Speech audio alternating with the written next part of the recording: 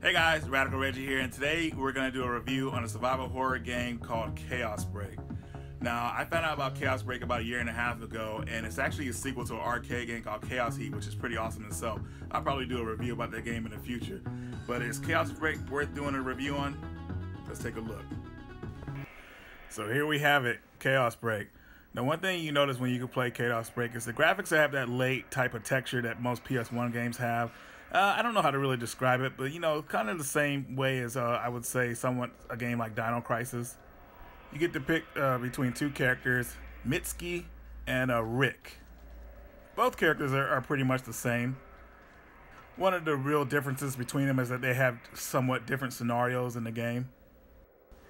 At the start of the game, you get your mission objectives, which is pretty cool. It shows your character kind of preparing themselves for what they're getting into. This game has some of the funniest voice acting you ever heard. But I want to tell you guys to make sure you pay attention to the story in the beginning because they give you a lot of information that you'll need later. You know, it's kind of funny how a lot of these survival horror games start off with a helicopter ride. You know, this one will remind you of Resident Evil and Dino Crisis. You know, just right from the beginning. You know, helicopter ride, you know, all that good stuff. Whereas in Resident Evil, your helicopter ditches you, and in Dino Crisis, you have to pretty much do a halo jump. This one is pretty much your helicopter just drops you off, and you enter the facility, and things start from there.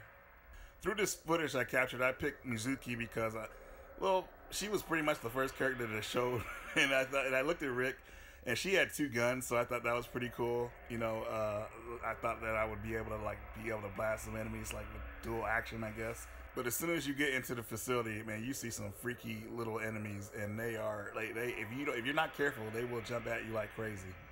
As you get further in the game, you'll notice you'll start to see what's starting to happen. You'll get keys to unlock certain doors, and you know certain things will happen to other party members. You'll have to escape certain things. But one thing I have to mention though, you have to be very careful in this game about ammunition, at least through your first playthrough, because this game is one of those games that you can get stuck without having any ammunition like later in the game. Kind of like how Resident Evil 1 was in a way. You do have melee attacks which help you a lot, you know, depending on what enemy you use them against. And they do a pretty good job, but with the melee attacks is, you know, you have to be careful because the enemy will retaliate, like you'll get counter strikes. So you have to be careful on that and which enemies to attack with melee attacks if you need them. You know, once you finally get into the laboratory of this game, not only will you be dealing with mutants, but you'll be dealing with the security turrets as well. You know, things might seem tough at first, but the game has an evasive attack, which you could use. It really helps you out a lot. You know, once you get good at using it, you can pretty much dodge anything, almost. One thing I also like to mention is this game is fully 3D, pretty much. And being that type of game back in the 90s type survival horror, this game has problems with the camera, of course. Thankfully, though, this game is saving grace is that the camera can be reset if you push the L1 button to behind your character so you can see. I actually didn't realize that the first time I was playing the game, so I was having a hard time. But once you figure that out, things get really easy. Well, I wouldn't say too easy because every time you go around in the game, you have that uncertainty about what's behind, what's going on, what's going to be behind the next door or whatever. And usually, your suspicion is right. Something always comes out after you. Luckily, this game doesn't have too many jump scares, but you'll know that something's coming. So you'll want to always make sure you're prepared. One thing I wanted to mention too is that your characters are from an organization called DEF. Now, I looked everywhere to find out information, even in the instruction booklet, and I couldn't find out what exactly they were, but I guess they're kind of something similar to the Umbrella Corps from the Resident Evil games that are sent in to clean up certain messes, even though they don't know the magnitude of how bad it is. But there's always that sense that you know what's going on, but you just don't know how bad it is, which is pretty cool for this type of game. I mean, most of the time you don't know what's going on, but this game, you pretty much have an idea. There's plenty of exciting encounters in this game. You have to be just on the ready because you don't want to get caught off guard. Because most of the time, if you are caught off guard, you're going to end up getting killed. So just make sure you save often. Speaking of the save system, you only have one save slot, so just be careful of how you use it. The game has its fair share of puzzles as well. One puzzle got on my nerves. It was Sudoku puzzle, or Sengoku Sudoku, I think it's called. I had no idea how to play that game, so I got stuck for a while. But I learned how to play it, and it was actually pretty fun. One thing I want to let you guys know is the puzzles are random when it comes to Sudoku, so just be aware. And what would a survival horror game be without a fetch quest? You have a couple of fetch quests in this game, and they're not too bad, but the only thing is when you're bringing an item to another person or whatever you're using it for, is that you're vulnerable because you can't use your weapons unless you set the item down, so just be aware of that. But, you know, if you're good enough, you could probably keep holding the item all the way to the destination without being attacked. You know, if you learn how to evade certain attacks, you know, or use the camera or doors to your advantage, you know, you could avoid anything almost. I'm personally not a fan of fetch quests, but you know, this game has a couple of them and it's not that bad. It's not like other games. You feel like you're always grabbing something to deliver, or you have to go get this or go get that. You know, it really flows. It's like you actually really need the items, so you know, you don't feel bad about it. But one thing I'll have to say is when you're about to do a fetch quest and you just went through a corridor to get the item, pretty much when you get back, enemies are going to respawn. So that's the only thing that really sucks about a fetch quest. At least in this game. You will meet other characters that will help you out, which is nice. There's not that many of them, but when you find them, it's really like a breath of fresh air. Because when you meet these characters, more of the story will flesh out. You know, I know I said earlier how the story is, most of the story you'll find out everything that's really going on through notes, but there are certain scene cinematics that actually play the story out really nice. One of the cooler parts of the game is actually later in the game when you actually do a puzzle. Well, not really a puzzle, but I would say a dissection. And I mean, I got to be honest with you, doing a dissection is pretty gross, but in this game this is really cool because of course you're not really getting hands-on, you know, you're playing it through the game. But I thought it was really well done, and I thought it was like something well needed in the game. The dissection might not be easy for some people though, because the thing is with this, you have to be very careful not to cut the objects, because if you do, and it runs out of energy, you'll have to get another specimen. That means you'll have to do another fetch quest, do the same stuff, enemies will respawn, and it's just really annoying. So you want to be very careful when you do this dissection. Luckily, you're not like on a time limit or anything while you're doing it, so you could actually relax and do it very carefully. I'm actually happy to say that I got this sucker on my first time. You know, I didn't mess up. You know, I didn't even cut the item. Well, I did actually cut the specimen on accident the first time, but I didn't kill it, so I didn't have to go and get another one, thankfully. But this is really a fun part in the game. I really like this section. Really, it's done well, and it's not too hard. And like I said, it's actually pretty fun. And of course, with most old school survival horror games, this game has some of the cheesiest voice acting I've ever heard. It's so bad it's funny, and that's a good thing, honestly. I mean, it seems like whoever it seems like the developers might have been trying too hard, or maybe just, I don't know, maybe they were trying to do it themselves, but that's okay.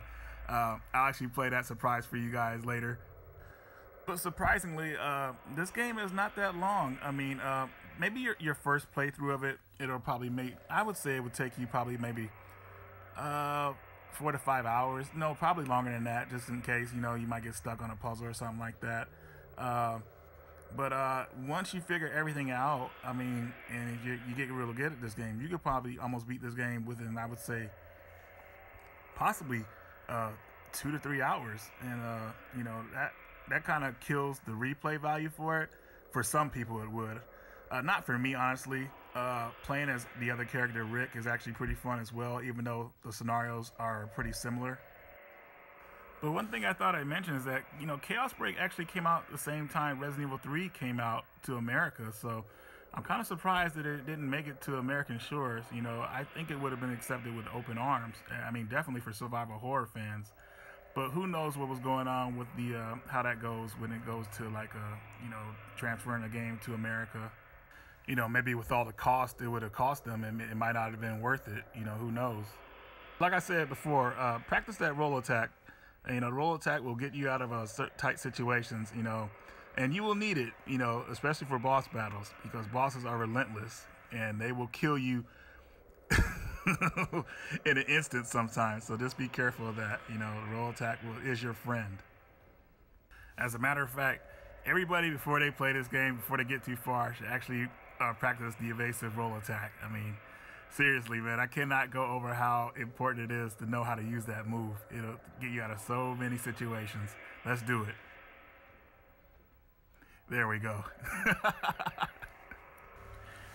There's not really a big difference between the characters besides their scenarios, how they play out. Their weapons are slightly different.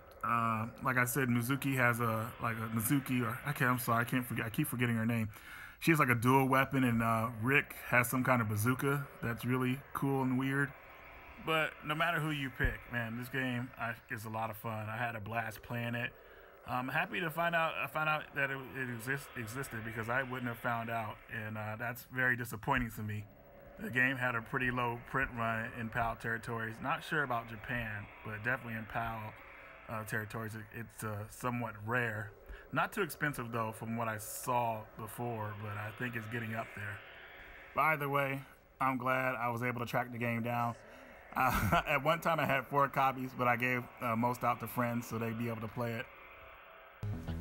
Alright guys, so that's my review on Chaos Break. Definitely a cool game, worth having in your collection, especially if you're a survival horror buff.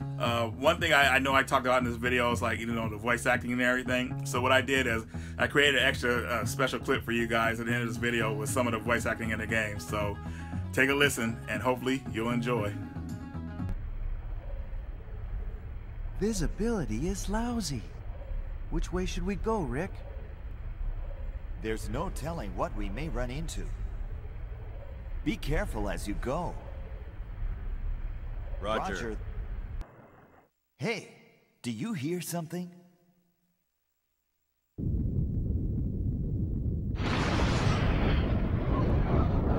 What's this? Oh no! Retreat!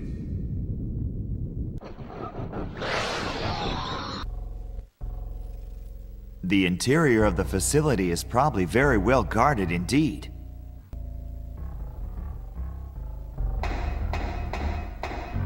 How do we deactivate it? The quickest solution would be to shut down the control system. But we'll need a pass card for that. Doesn't look like we're gonna have it easy.